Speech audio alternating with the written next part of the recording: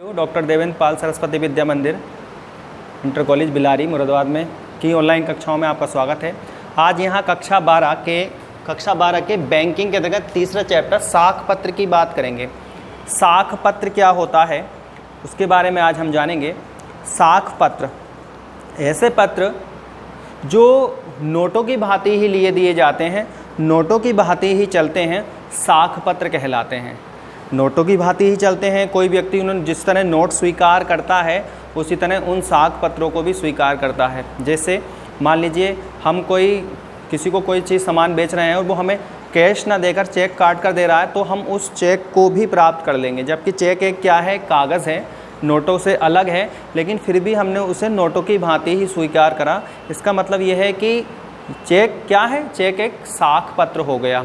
ठीक है, यानी ऐसे कागज़ जो नोटों की भांति ही लिए दिए जाते हों साख पत्र कहलाते हैं। ठीक है, इसमें कौन कौन से साख पत्र होते हैं?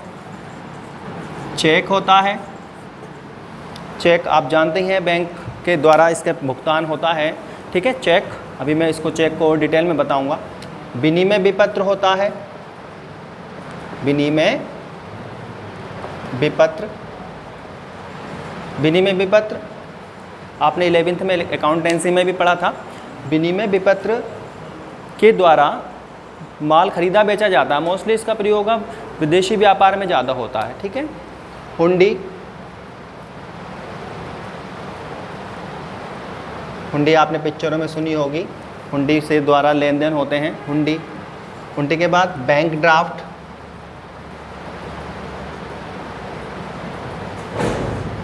बैंक ड्राफ्ट, प्रतिज्ञा पत्र, चेक, विनिमय विपत्र, हुंडी, बैंक ड्राफ्ट, प्रतिज्ञा पत्र, यात्री चेक, यात्री चेक, ये सब जितने भी हैं इसमें कोई भी नोट नहीं है। ठीक है, लेकिन ये नोटों की भांति ही लिए दिए जाते हैं, करेंसी नोटों की भांति ही लिए दिए जाते हैं। तो ये सारे के सारे क्या हैं, साख पत्र हैं। ठीक है, क्रेडिट नोट्स हैं। क्रेडिट का मतलब एक तरह से विश्वास से लगाया जाता है। क्रेडिट का मतलब विश्वास भी होता है। ये कागज़ हैं और ये क्यों लिए जाते हैं, क्योंकि एक दूसरे पर उसका विश्वास होता है, इसलिए इसको लिए जाते हैं। मान लीजिए कोई मुझे चेक दे रहा है तो अगर मैं उस पर विश्वास करता हूँ कि ये व्यक्ति सही है या चेक मुझे लेना चाहिए या नहीं, ठीक है, तो मैं उस चेक से लेन देन करूँगा, अन्यथा मैं नोट ही लूँगा। ठीक है, तो ये जो हमारे साख पत्र हैं इसमें परेशानियाँ उत्पन्न हुई, लोगों ने चेक काट कर दिया लेकिन भुगतान नहीं दिया, या और कोई दिक्कत आई, किसी ने वादा तो कर दिया, कागज़ लिख के दे दिया लेकिन वो पेमेंट नहीं करा, तो इसमें बहुत दिक्कतें आने लगीं। तो अब क्या करें, कैसे भुगतान लें? तो इन साख पत्रों के बारे में एक अधिनियम बनाया है। साख पत्रों से संबंधित एक अधिनियम है, भारतीय विनिमय साध्य विलेख अधिनियम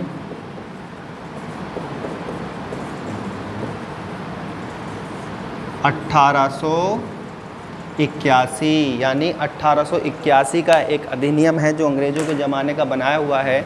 भारतीय विनिमय साध्य विलेख अधिनियम 1881 के अनुसार इन साख पत्रों की व्याख्या की गई है, इन साख पत्रों का नियंत्रण नियमन किया गया है। ठीक है, तो ये भारतीय विनिमय साध्य विलेख इन्हीं पत्रों के बारे में है जो कि नोटों की भांति ही लिए दिए जाते हैं। तो यहाँ पर हम बात करेंगे आज केवल चेक की, या आगे चैप्टर्स में है, अगले चैप्टर में। आज हम इस चैप्टर में केवल चेक की ही बात करेंगे। तो भारतीय विनिमय साध्य विलेख अधिनियम 1881 की धारा 6 के अंतर्गत चेक की डेफिनेशन दी गई है। 1881 की धारा, याद रखना, धारा 6 के अनुसार चेक की डेफिनेशन दी गई है जो बहुत छोटी है कि चेक एक विनिमय पत्र है जो किसी विशिष्ट बैंक पर लिखा जाता है और जो मांग पर भुगतान होता है। ठीक है, कितनी सिंपल बात है। चेक एक विनिमय पत्र है। ठीक है, विनिमय पत्र लेन देन के बदले दिया गया होगा वो, जो किसी विशेष बैंक पर ही लिखा जाता है। विशेष बैंक पर लिखा जाता है। आपने चेक देखा होगा कि चेक में, अभी मेरे पास चेक नहीं, मैं नेक्स्ट वीडियो में आपको चेक दिखाऊंगा। उस चेक में उस बैंक का नाम लिखा होता है, तो किसी विशेष बैंक पर लिखा जाता है और जो मांग पर भुगतान होता है, मांग पर भुगतान होता है, आप मांगने जाओ वो आपको भुगतान कर देगा। ये इसकी सिंपल सी डेफिनेशन ये धारा 6 के अनुसार मैंने बताई थी, जो कि 1881 में लिखी गई है। ठीक है, इसके अलावा एक डेफिनेशन और इसकी चलती है कि चेक एक शर्त रहित लिखित आज्ञा पत्र है जिस पर लेखक के क्या होते हैं, बिना साइन के चेक बेकार होता है ना। चेक एक शर्त रहित लिखित आज्ञा पत्र है जिस पर लेखक के हस्ताक्षर होते हैं, जिसमें लेखक द्वारा बैंक को यह आदेश दिया जाता है कि वह चेक में लिखित व्यक्ति को चेक में लिखित धनराशि मांगने पर भुगतान कर दे। यहाँ पर एक चीज़ निकल के आई कि जिसमें बैंक को यह आदेश दिया जाता है, यानी चेक का मतलब, यहाँ पर हम चेक की और बात करेंगे। चेक का मतलब है आदेश देना, काय का, भुगतान का आदेश, यानी इसका मतलब हम निकाल सकते हैं धनादेश। चेक का एक हिंदी मीनिंग है धनादेश, क्योंकि चेक एक इंग्लिश का वर्ड है, हिंदी में भी यही यूज़ होता है, लेकिन उसका हिंदी वर्ड इंग्लिश का वर्ड है चेक, इसका जो हिंदी वर्ड है वो है धनादेश। क्या था, यदि मेरा बैंक में खाता चल रहा है और मुझे किसी व्यक्ति को चेक काट कर देना है, तो वो उस व्यक्ति चेक का क्या करेगा, वो चेक को जाएगा मेरे बैंक में, और बैंक वाले उसको भुगतान क्यों देंगे, क्योंकि मैंने आदेश करा है, मैंने लिखित आदेश करा है बैंक को कि भैया इस चेक का भुगतान कर दो। इसलिए इस डेफिनेशन को दोबारा सुनेंगे। चेक एक शर्त रहित लिखित आज्ञा पत्र है जिस पर लेखक के हस्ताक्षर होते हैं, जिसमें बैंक को यह आदेश दिया जाता है कि चेक में लिखित धनराशि चेक में लिखित व्यक्ति को मांगने पर भुगतान कर दी जाए। ठीक है, ये चेक की परिभाषा है। अब उसके बाद अब देखते हैं चेक के पक्ष कितने होते हैं। चेक के पक्ष, तो अभी मान लीजिए मैंने चेक काटा तो कौन हो गया इसमें, यानी कि चेक का ग्राहक, दूसरा बैंक, यह ग्राहक को हम दूसरे शब्दों में लेखक भी कह सकते हैं। लेखक यानी कि कोई खाता मेरा चल रहा है कि तो उसने लिख दिया मेरा चेक, तो वो लेखक नहीं कहलाएगा। लेखक वही व्यक्ति माना जाता है जिसका बैंक में खाता हो। ग्राहक यानी लेखक, बैंक, और तीसरा वह व्यक्ति जो भुगतान पाएगा उसका, जिसे कहते हैं आदाता। मान लीजिए मेरा बैंक में खाता है, मैंने चेक काट कर दिया, मैं हो गया कौन, लेखक। बैंक को काट कर दिया, बैंक भी उससे संबंधित हो गया, वो हो गया उस बैंक विशेष, जो भी बैंक होगा, और जो उसका भुगतान पाएगा वो होगा आदाता। यानी चेक के 3 पक्ष होते हैं, चेक के 3 पक्ष होते हैं, ग्राहक, बैंक और आदाता। अगर हम अब चेक के प्रकारों की बात करें, चेक के प्रकार की बात अब हम करेंगे यहाँ पर। चेक के प्रकार, सबसे पहले है वाहक चेक। वाहक चेक जिसे कहते हैं वेरर चेक। वाहक चेक क्या होता है, वाहक चेक या वेरर चेक क्या होता है। यदि चेक काटते समय भुगतान पाने का अधिकार किसी को भी दे दिया जाता है तो वाहक चेक होता है। वाहक का मतलब थोड़ा और डिटेल में समझिए। वाहक का मतलब ये थोड़ा वाहन से लगाया जा रहा है ना, वाहन से वाहक बनता है, यानी जो जाता हो। यानी वाहक चेक एक ऐसा चेक है जिसका कोई भी व्यक्ति बैंक से भुगतान प्राप्त कर सकता है।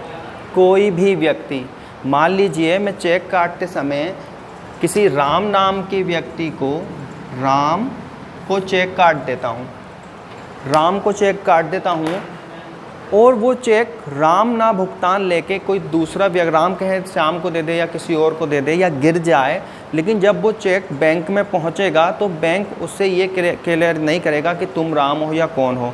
क्यों? क्योंकि चेक वाहक चेक है। बैंक बिना किसी जांच पड़ताल के उस चेक का भुगतान वाहक को कर देगा। ठीक है, तो ये थोड़ा असुरक्षित होता है, क्योंकि मान लीजिए राम को मैंने चेक दिया चेक का राम का चेक गिर जाता है वो तो उसका भुगतान किसी और को मिलता है, वो चेक पड़ा हुआ तो वो भुगतान उसको भी मिल जाएगा। ठीक है, तो वाहक चेक का मतलब है बैंक इसमें ज़्यादा सिक्योरिटी नहीं रखता, किसी भी व्यक्ति को इसका पेमेंट मिल सकता है चाहे उसमें नाम किसी का भी लिखा हो। दूसरा चेक है आदेशित चेक। आदेशित चेक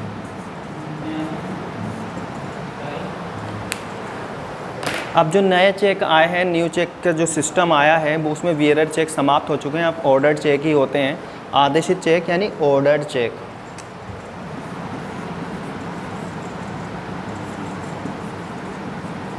ऑर्डर्ड चेक। अब वियरर चेक समाप्त हो चुके हैं, अब ऑर्डर्ड चेक ही चलते हैं नई प्रणाली के अनुसार। कैसे ऑर्डर्ड चेक क्या होता है, यानी इसमें बैंक को किसी विशेष व्यक्ति को ही भुगतान करने का आदेश दिया जाता है। मान लीजिए रमेश, मैंने चेक काटते समय रमेश को चेक काटा, उसका नाम लिख दिया रमेश। अब वो चेक रमेश यदि बैंक में लेकर जाएगा तो उसे ये प्रूफ करना पड़ेगा कि वही रमेश है, वही रमेश है। वो प्रूफ कैसे करेगा, या तो उसका बैंक में पहले से खाता हो या मैं क्लियर करके दूंगा ये रमेश है। ऐसा नहीं कि वो चेक यदि रास्ते में कहीं गिर जाता है और वो किसी दूसरे व्यक्ति को मिलता है तो नहीं, उसका पेमेंट नहीं होगा, क्योंकि वो ऑर्डर्ड चेक है। जिस व्यक्ति का नाम लिखा होता है उसी को बैंक भुगतान करता है और उस व्यक्ति को ये वहाँ पे क्लियर भी करना पड़ता है कि वही रमेश है, वही वो व्यक्ति है जिसका चेक में नाम लिखा है। इस चेक का भुगतान हर किसी को नहीं मिलता, केवल उसी को मिलता है जिसका उसमें खाता होता है। तो ये ऑर्डर्ड चेक वाहक चेक से ज़्यादा सुरक्षित है। ठीक है, यानी कि इसमें कोई भी भुगतान ले सकता है और इसमें वही व्यक्ति भुगतान लेगा जिसका चेक में नाम लिखा हो। ठीक है, तीसरा चेक आया कोरा चेक। इसे ब्लैंक चेक कहते हैं।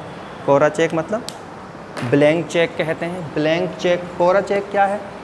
आपने ब्लैंक चेक का नाम तो सुना होगा। ब्लैंक चेक में क्या नहीं लिखी होती है? ब्लैंक चेक में धनराशि नहीं लिखी होती है। पिक्चरों में काट के देते हैं लोग, ब्लैंक चेक भर लो कितनी भी अमाउंट। तो इसमें क्या, ये ब्लैंक चेक का मतलब कोरा चेक होता है। इसमें केवल धनराशि नहीं होती, बाकी सारी डिटेल लिखी होती है। यानी ऐसा चेक जिसमें धनराशि ना लिखी हो, ब्लैंक चेक यानी कोरा चेक कहलाता है। नेक्स्ट, विकृत चेक। विकृत चेक यानी कि कटा फटा चेक। यदि कहीं से कटा फटा है तो बैंक हो सकता है उसका पेमेंट ना करे, बैंक उसका पेमेंट ना करे, तो ऐसा चेक विकृत चेक होता है। चेक कहीं से फट रहा है, ज़्यादा गल रहा है, तो वो विकृत चेक है। कभी कभी बैंक उस विकृत चेक का, कटे फटे चेक का, यानी कि विकृत चेक का मतलब कोई चेक यदि कट फट जाता है या ज़्यादा बेकार है तो वो विकृत चेक कहलाता है। ठीक है, इसके अलावा नेक्स्ट, प्रमाणित चेक।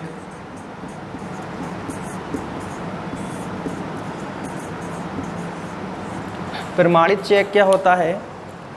प्रमाणित चेक, मान लीजिए मुझे किसी व्यक्ति ने चेक काट कर दिया, अब मुझे डाउट है कि इसके खाते में पता नहीं पैसे हैं या नहीं, ये चेक काट के दे तो रहा है मुझे, तो मैं क्या करूँगा, उस चेक को लेकर बैंक में जाऊँगा और उस बैंक में जाऊँगा जिसका उसमें खाता है, उस बैंक में जाऊँगा और उससे दिखाऊँगा वहाँ कैशियर को, देखना भैया ज़रा इसके खाते में पैसे वैसे हैं या नहीं।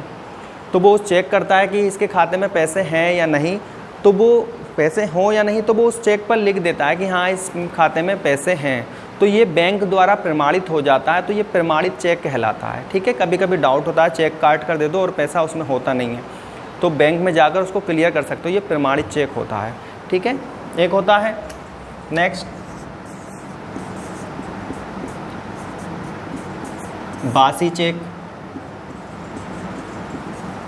यानी पूर्व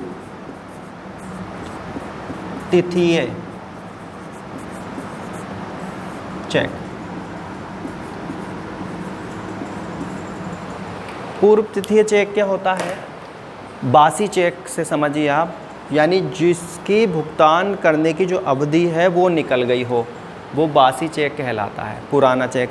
चेक की जो भुगतान करने की अवधि है वो 3 माह हो गई है, पहले 6 माह थी।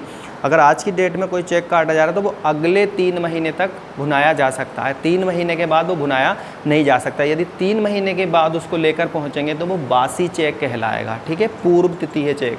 पहले ये अवधि 6 माह थी, चेक को 6 माह तक हम अपने पास रख के 6 महीने के अंदर भुना लेते थे, लेकिन ये अब अवधि 3 माह हो गई है। 3 माह के अंदर चेक को भुनाना ही है, अन्यथा वो बेकार हो जाएगा। इसके अलावा होता है तिथि पश्चात चेक। तिथि पश्चात चेक।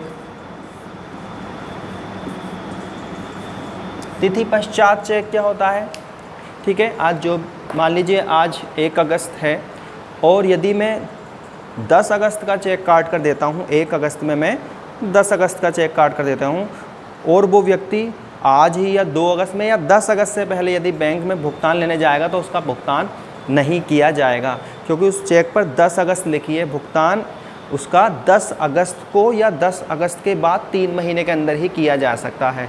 तो ये तिथि पश्चात चेक कहलाता है, जिसकी तिथि अभी आई नहीं है और पहले से ही चेक काट दिया हो। ठीक है, उसके बाद आया खुला चेक। खुला चेक, खुला चेक, और इसके बाद है, अभी इसको दोनों को एक साथ समझाऊंगा, रेखांकित चेक।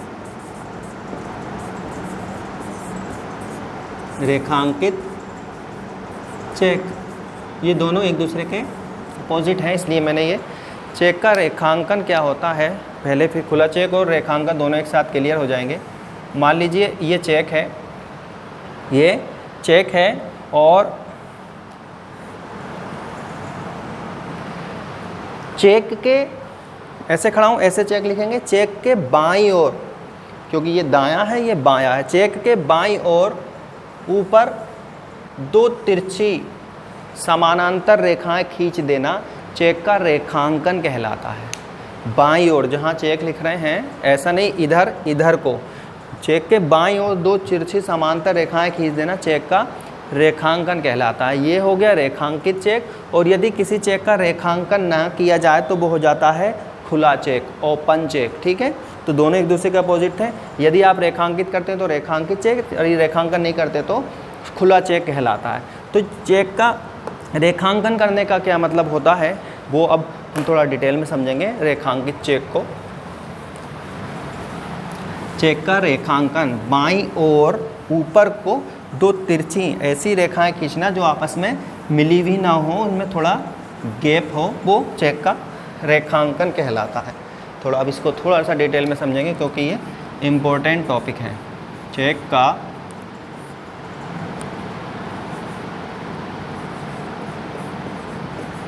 रेखांकन क्या होता है?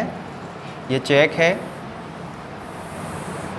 मान लीजिए, और हम ऐसे लिखते हैं तो इसके बाईं ओर ऐसे करके 2 तिरछी समांतर रेखाएं खींचना चेक का रेखांकन कहलाता है। रेखांकन होता क्या है?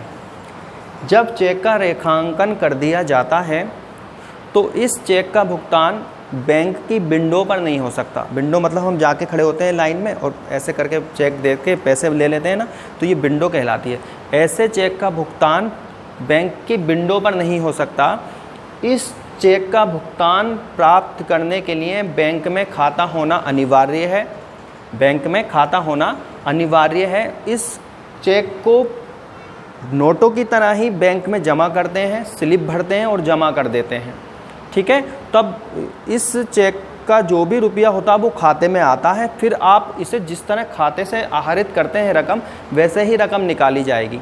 ज़रूरी नहीं है कि जिस बैंक का ये चेक है वो है चेक उसी बैंक में आपका खाता हो, आप किसी भी बैंक में इसको जमा करा सकते हैं। वो पेमेंट आपके खाते में आएगा तभी भुगतान होगा, अन्यथा नहीं होगा। ठीक है, यानी रेखांकित चेक का भुगतान खाते में जमा करके ही किया जाता है। यदि चेक का रेखांकन रद्द किया जाए तो कैसे करते हैं? मान लीजिए किसी चेक का रेखांकन कर दिया और आप नहीं चाह रहे थे रेखांकित हो, तो उससे कह दें कि भैया रेखांकित ना करो, तो वो क्या करता है, इसको क्रॉस कर देता है, काट देता है और हिंदी में लिख देता है नकद भुगतान कीजिए, या इंग्लिश में लिख देता है पे कैश, पे कैश या अगर हिंदी में चेक है तो नकद भुगतान कीजिए, तो ये चेक का रेखांकन रद्द हो जाता है, आप इस चेक का भुगतान डायरेक्ट खिड़की से भी ले सकते हैं। तो चेक का रेखांकन हम समझ गए। अब इसमें इसके हम देखते हैं प्रकार। चेक के रेखांकन के प्रकार हम देख रहे हैं, जिसमें पहला है साधारण रेखांकन। साधारण रेखांकन का मतलब है, ये मैंने अभी तुम्हें रेखांकन बताया था, तो यदि केवल चेक पर दो केवल तिरछी रेखाएं खींच दी जाएं, कुछ ना लिखा जाए उसमें, तो ये साधारण रेखांकन कहलाता है। आप इस चेक को किसी भी बैंक में जमा, मान लीजिए आपको पंजाब नेशनल बैंक का चेक मिला और आपका खाता है स्टेट बैंक में, तो भुगतान तो पंजाब नेशनल बैंक से ही होगा, लेकिन ज़रूरी नहीं है आपका पंजाब नेशनल बैंक में ही खाता हो। आप इस चेक को स्टेट बैंक में जमा कर देना, स्टेट बैंक में जमा कर दे, वो पेमेंट उसमें आ जाएगा। तो ये साधारण रेखांकन है जिसका भुगतान किसी भी बैंक से हो सकता है। दूसरा है विशेष रेखांकन। विशेष रेखांकन, जब हम इस चेक रेखांकन की जो लाइनें हैं इसमें किसी बैंक का नाम लिख देते हैं, स्पेशली किसी विशेष बैंक का नाम लिख देते हैं, तो इस चेक का भुगतान उसी बैंक से होगा, किसी दूसरी बैंक से नहीं होगा। आपको उस बैंक में अपना खाता खुलवाना ही पड़ेगा, चाहे दूसरे बैंक में आपका खाता चल रहा हो या ना हो। तो किसी विशेष बैंक का नाम लिख जाने के कारण इसको विशेष रेखांकन कहते हैं। साधारण रेखांकन में कोई वो नहीं, किसी भी बैंक में आप जमा कर सकते हैं। विशेष रेखांकन में किसी विशेष बैंक का नाम लिखा होता है, उसी से भुगतान। लास्ट और अंतिम है इसमें दोहरा रेखांकन। दोहरा रेखांकन मोस्टली सामान्यतः दोहरा रेखांकन नहीं किया जाता है, लेकिन कभी कभी बैंक को जरूरत पड़ती है, तो बैंक किसी अपने अभिकर्ता किसी चेक का भुगतान पाने के लिए उस चेक का दोहरा रेखांकन कर सकते हैं। तो आज के टॉपिक में हमने बहुत इंपॉर्टेंट बात सीखी है। इसमें से कुछ ना कुछ बोर्ड में ज़रूर आता है, चाहे वो चेक की डेफिनेशन हो, चाहे रेखांकित चेक हो या चेक के पक्षकार हो, कुछ ना कुछ इसमें आपको बोर्ड के परीक्षा में ज़रूर मिलेगा। ठीक है, आज की वीडियो में इतना ही, मिलेंगे अगली वीडियो में। धन्यवाद।